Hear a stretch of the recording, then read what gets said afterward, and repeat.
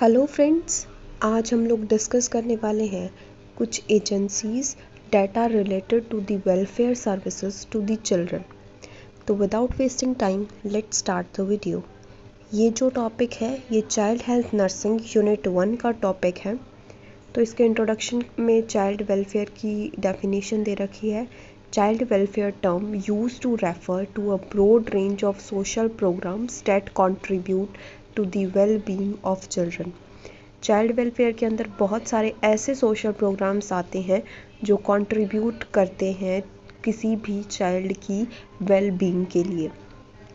बहुत सारे child welfare service programmes बनाए गए हैं जिसमें पब्लिक और प्राइवेट एस्पेक्ट्स को कंडक्ट किया जाता है। नेक्स्ट हम बात करते हैं कुछ इंटरनेशनल एजेंसीज़ की। हम एजेंसीज़ 2 टाइप की पढ़ेंगे मेनली। एक इंटरनेशनल एजेंसी पढ़ेंगे हम और एक नेशनल एजेंसी। जो इंटरनेशनल एजेंसी है उसके अंदर एक आती है WHO World Health Organization, second है UNICEF United Nation international children's emergency Fund, third one is International Red Cross, fourth Food and Agriculture Organization FAO। तो ये जो 4 ऑर्गेनाइजेशंस हैं ये इंटरनेशनल एजेंसीज़ हैं। नेक्स्ट हम इनको डिटेल में पढ़ते हैं कि इंटरनेशनल एजेंसीज़ में जो सबसे पहले WHO वर्ल्ड हेल्थ ऑर्गेनाइजेशन, उसका क्या पर्पज़ है। WHO एक non political specialised health agency है जिसका हेड क्वार्टर जेनीवा में प्रेजेंट है। जो WHO है वो 7 अप्रैल 1948 में एस्टेब्लिश हुआ था और इस डे को वर्ल्ड हेल्थ डे के नाम से सेलिब्रेट किया जाता है हर साल पूरी दुनिया में। और इस theme for this year is our planet our health. जो WHO का थीम होता है वो हर साल चेंज होता है। तो जब ये स्लाइड शेयर बनी होगी उस टाइम का थीम दे रखा है आवर प्लेनेट आवर हेल्थ। तो आपको ये याद करने की ज़रूरत नहीं है क्योंकि थीम हर साल चेंज होता है।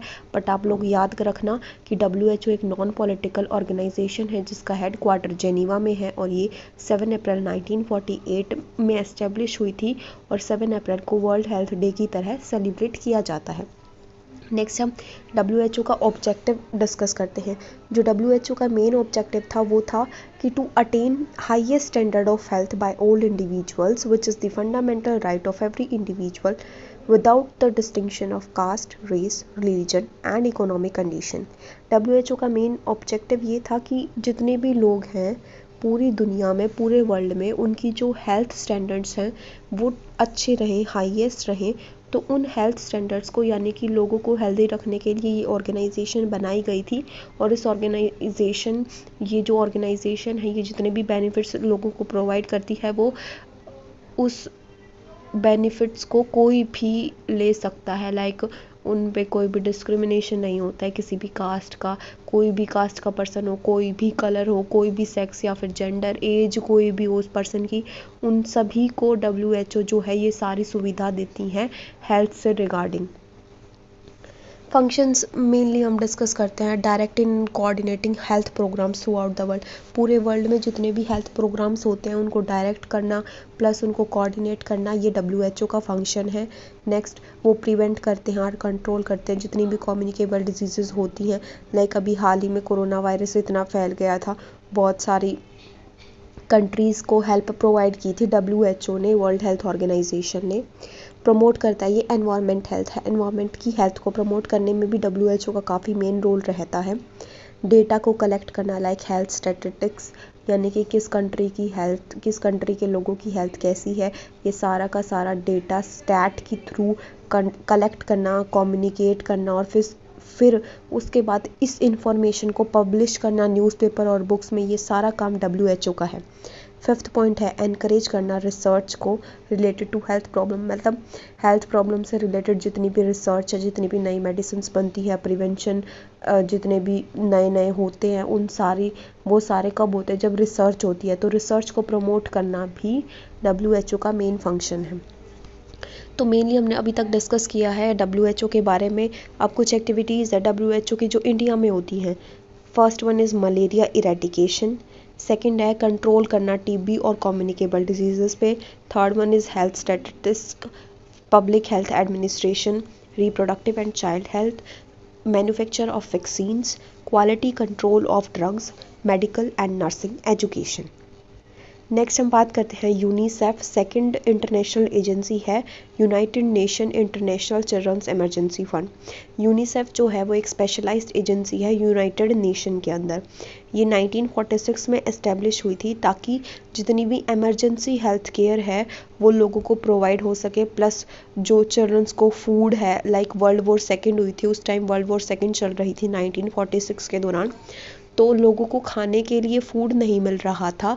तो ये जो एजेंसी है उस टाइम इन्होंने फूड प्रोवाइड किया था लोगों को, प्लस जितनी भी इमरजेंसी हेल्थ केयर थी वो प्रोवाइड की थी। 1953 में इसका नेम जो है this was named as United Nation children's fund after the end of emergency operation. जैसे ही इमरजेंसी ऑपरेशन एंड हुआ तो इसका नेम बदल दिया गया था यूनाइटेड नेशन चिल्ड्रंस फंड, और इसका जो हेडक्वार्टर है वो न्यूयॉर्क में प्रेजेंट है। WHO का जो हेडक्वार्टर था वो जेनीवा में प्रेजेंट है, और यूनिसेफ का हेडक्वार्टर जो है वो न्यूयॉर्क में प्रेजेंट है। नेक्स्ट हम बात करते हैं यूनिसेफ की सर्विसेज क्या क्या है। Child health, nutrition, education, water supply and social welfare, ये सारी की सारी सर्विसेज जो है वो यूनिसेफ प्रोवाइड करता है। नेक्स्ट हम बात करते हैं चाइल्ड हेल्थ के बारे में। चाइल्ड हेल्थ यानी कि चिल्ड्रंस को जितनी भी वैक्सीन्स लगती हैं और उनके अंदर कम्युनिकेबल डिजीज़ को अगर हमने कंट्रोल करना है, प्रिवेंट करना है, तो यूनिसेफ का मेन रोल होता है। जो इम्यूनाइजेशन प्रोग्राम्स हैं, वैक्सीन्स लगती हैं, मेडिकल एजुकेशन प्रोवाइड करना, प्लस सेफ वाटर और एडुकेट सैनिटेशन प्रोवाइड करना चिल्ड्रंस को, ये यूनिसेफ का एक मेन फंक्शन है। सेकंड, अगर न्यूट्रिशन की बात करें तो बहुत सारे न्यूट्रिशन प्रोग्राम्स जो है वो यूनिसेफ कंडक्ट करता है, plus school health services provide करता है, और हेल्पिंग डेयरी प्रोजेक्ट एंड जो जितने भी बच्चे हैं या फिर अडल्ट्स हैं उनके अंदर माल न्यूट्रिशन हो जाता है, यानी न्यूट्रिशन की कमी होने के कारण उनके अंदर बहुत सारे डिजीज़ कंडीशंस होने लग जाती हैं, तो उन सभी चीज़ों को प्रिवेंट करना, प्लस जितनी भी सप्लीमेंटेशन न्यूट्रिशन होती है, like supplementary diet, vitamins, minerals की, वो सब प्रोवाइड करना भी यूनिसेफ का ही काम होता है। Third one is education provide करना, लाइक लैब, जो साइंस लैब हैं उनको स्ट्रेंथन करना, वर्कशॉप्स को अरेंज करना, एविएट्स के थ्रू एजुकेशन प्रोवाइड करना लोगों को, प्लस कुछ एजुकेशनल मटेरियल और बुक्स प्रोवाइड करना स्कूल्स में, ये भी यूनिसेफ का ही फंक्शन है। Fourth one is water supply, ground water का यूज़ जो है वो प्रमोट करना, यानी कि जो उसमें धरती के अंदर पानी है, लाइक ग्राउंड वाटर, उसका यूज़ प्रमोट करती है। प्लस जो रूरल एरियाज़ यानी कि गांव में कुएं जो होते हैं, कुएं से पहले ज़माने में पीने का पानी लाती थी औरतें, तो उस चीज़ को प्रमोट करता है यूनिसेफ की ग्राउंड वाटर को यूज़ करो, वेल्स का, ट्यूबवेल्स का यूज़ करो। Next and last one is social welfare. Social welfare में बहुत सारे प्रोग्राम्स चलाती है, like RCH services, reproductive child health care services, contribute करता है ये प्राइमरी हेल्थ केयर में, और प्रमोट करता है CSSM प्रोग्राम को। तो ये जो सारी बात करी हमने यूनिसेफ के बारे में, उसका फंक्शन, अब उसकी स्ट्रेटजीज देखते हैं यूनिसेफ की। G स्टैंड्स फॉर ग्रोथ, मतलब कि वो मॉनिटर करेगा ग्रोथ को और development in children. Next one is O, oral hydration, जितनी भी हाइड्रेशन है, यानी कि डिहाइड्रेशन नहीं होनी चाहिए। अगर डिहाइड्रेशन होगी तो जैसे कि बच्चों में डायरिया मेनली हो जाता है बहुत आसानी से, तो उनमें डिहाइड्रेशन होने के चांसेस होते हैं, तो ये जो यूनिसेफ है वो ओरल हाइड्रेशन प्रोवाइड करती है बच्चों को। प्लस B, ब्रेस्ट फीडिंग को प्रमोट करना, ताकि जो बच्चे हैं उनकी इम्यूनिटी स्ट्रॉन्ग रहे और वो हेल्दी रहे। I स्टैंड्स फॉर इम्यूनाइजेशन, 5 साल से 6 साल के बच्चे के अंदर जितनी भी इम्यूनाइजेशन वैक्सीन्स लगनी होती है उन सारी चीज़ों को प्रमोट करना भी यूनिसेफ की स्ट्रेटजी है। तो आप इसको एक कोड से याद रख सकते हैं, गोभी। गोभी जो है वो हिंदी में एक वेजिटेबल है, गोभी, तो आप उसको इससे याद करें। G stands for growth chart, O for oral hydration, B for breast feeding and I stands for immunisation. तो ये था यूनिसेफ के बारे में। नेक्स्ट हम बात करते हैं international Red cross society. International Red cross society जो है वो एक नॉन गवर्नमेंटल ऑर्गेनाइजेशन है जिसका हेडक्वार्टर भी जेनीवा में था। चलिए अब मुझे बताइए कि जेनीवा में और कौन सा हेडक्वार्टर था किस इंटरनेशनल एजेंसी का? या WHO का हेडक्वार्टर भी जेनीवा में है, प्लस रेड क्रॉस का भी जेनीवा में ही है, और यूनिसेफ का जो हेडक्वार्टर है वो न्यूयॉर्क में प्रेजेंट है। चलिए अब बात करते हैं कि जो रेड क्रॉस सोसाइटी है वो कौन कौन सी सर्विसेज प्रोवाइड करती है। फर्स्ट एड ट्रेनिंग देगी ये एमरजेंसीज़ के लिए, प्लस होम नर्सिंग प्रोवाइड करती है। कम्युनिटी में हेल्थ एजुकेशन प्रोवाइड करना भी इसी का काम होता है, प्लस मैटरनल और चाइल्ड हेल्थ सर्विसेज जो हैं उनको प्रोवाइड करती है। नेक्स्ट हम बात करते हैं फूड एंड एग्रीकल्चर ऑर्गेनाइजेशन की, FAO। जो फूड एंड एग्रीकल्चर ऑर्गेनाइजेशन है वो 1945 में एस्टेब्लिश हुई थी और उसका जो हेडक्वार्टर है वो रोम में प्रेजेंट है। नेक्स्ट हम FAO के ऑब्जेक्टिव्स की बात करते हैं। FAO का मेन ऑब्जेक्टिव ये था कि एग्रीकल्चर प्लस फॉरेस्ट्री और फिशरीज़ की जो एफिशिएंसी है वो उसको इंक्रीज़ करेगी, प्लस जो लिविंग स्टैंडर्ड्स है नेशन का उसको भी इंक्रीज़ करना, और जो न्यूट्रिशनल स्टेटस है लोगों का, हर एक कंट्री के जितने भी लोग हैं उनका न्यूट्रिशनल स्टेटस जो होता है उसको भी इम्प्रूव करना इसी का काम था। और जितने भी रूरल पीपल में लोग रह रहे हैं, गांव में लोग रह रहे हैं, उनका स्टेटस इम्प्रूव करना भी FAO का ही मेन ऑब्जेक्टिव था। नेक्स्ट हम बात करते हैं कुछ नेशनल एजेंसीज़ की। हमने 4 इंटरनेशनल एजेंसीज़ के बारे में पढ़ा है अभी तक, WHO, UNICEF, red cross society and forest and agriculture. Next हम बात करेंगे नेशनल एजेंसीज़ के बारे में। जो नेशनल एजेंसीज़ हैं उसमें फर्स्ट आती है Indian red cross society, second one is Indian council for child welfare, third is central social welfare board, fourth one is all India women conference.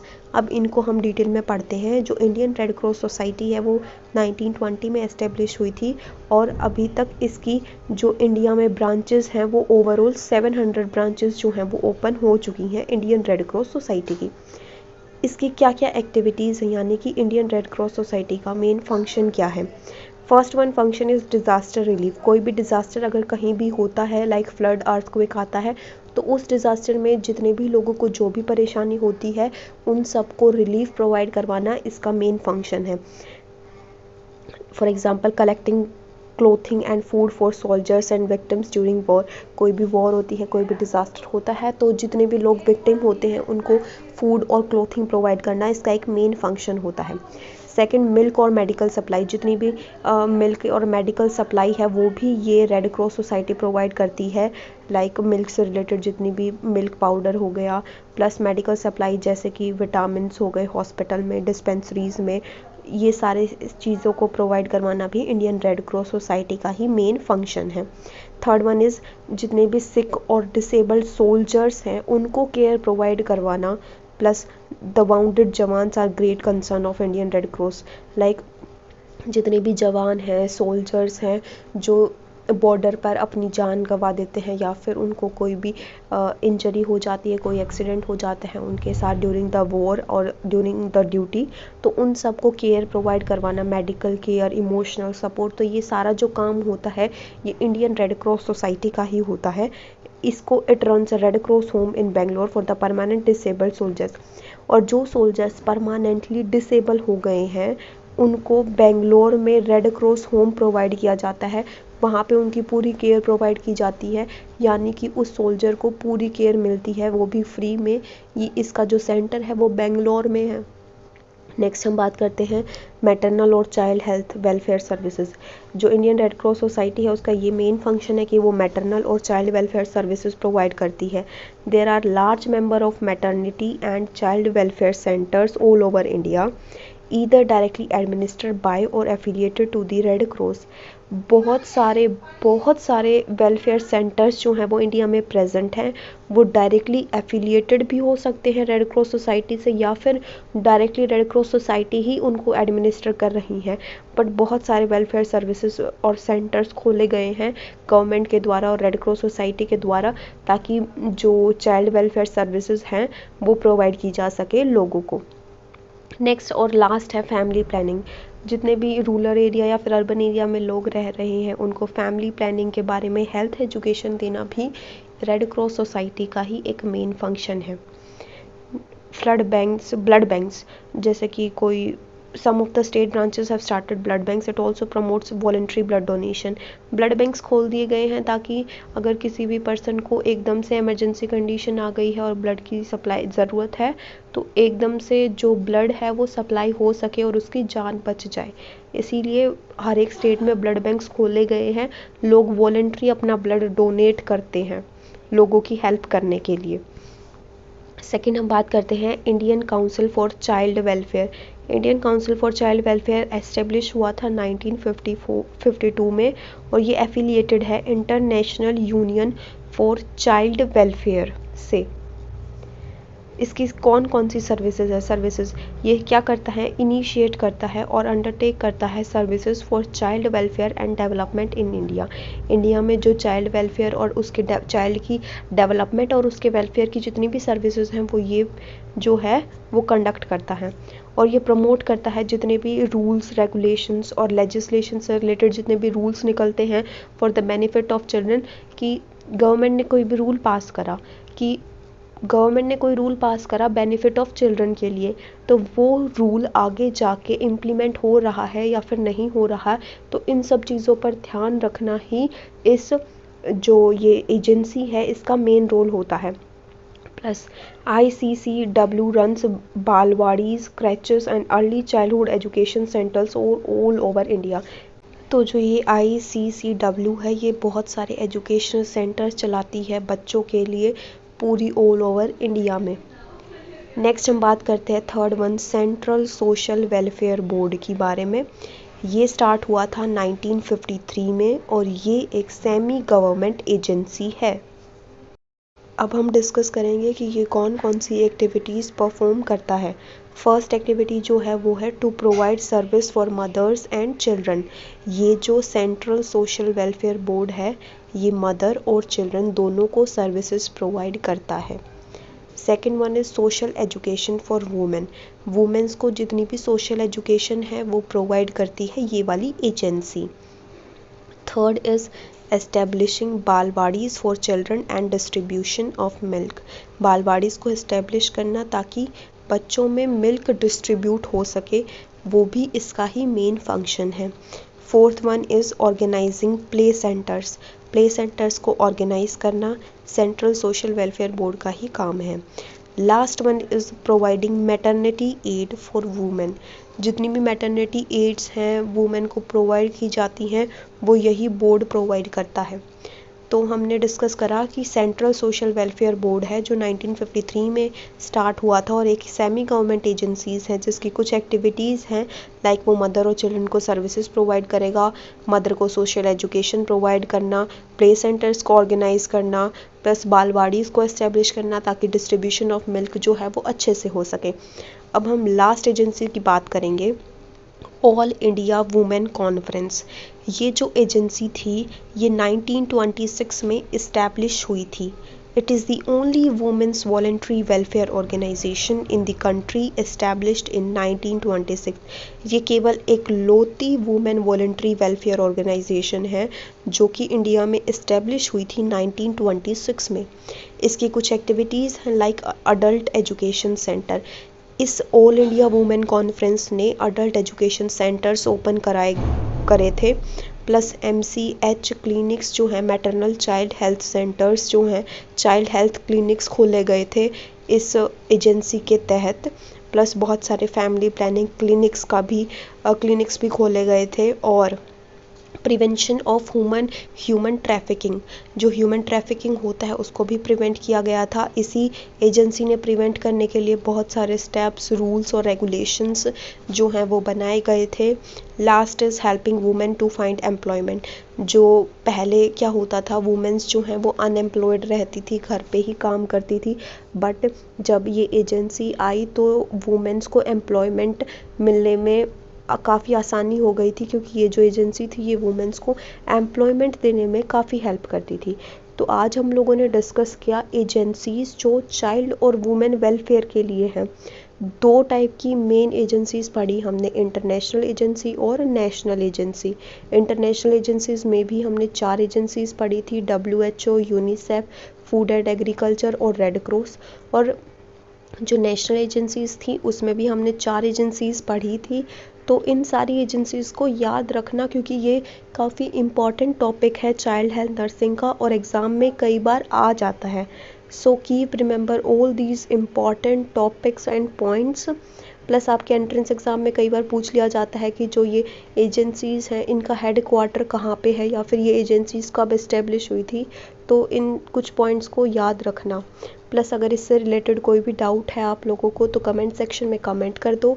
इसके अलावा कोई और वीडियो आप लोगों को चाहिए हो तो वो भी कमेंट कर दो। प्लस इस वीडियो के डिस्क्रिप्शन बॉक्स में आप जाके मेरी और वीडियोस देख सकते हैं। Thank you for watching the video and don't forget to like, comment, share and subscribe Nursing Education.